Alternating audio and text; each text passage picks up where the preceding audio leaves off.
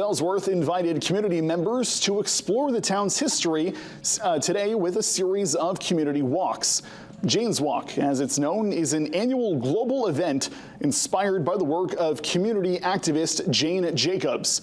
The event sees community members and area organizations walk through their local areas to become better acquainted with where they live. These walks often focus on culture, history, and social issues of the communities that they take place in. Ellsworth hosted 6 of those walks. These walks included a guided bike ride through the city, an archaeological exploration of Ellsworth's Riverwalk, and to look at how the city's buildings have changed through the lens of cultural geography.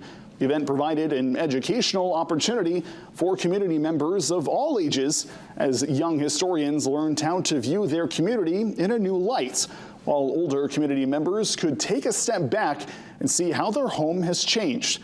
Some of those involved hope that these events can help foster an appreciation for the history of the Ellsworth community.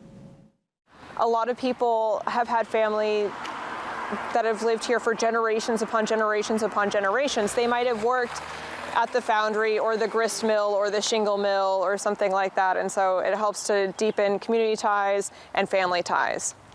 Heart of Ellsworth will be holding additional events throughout the year.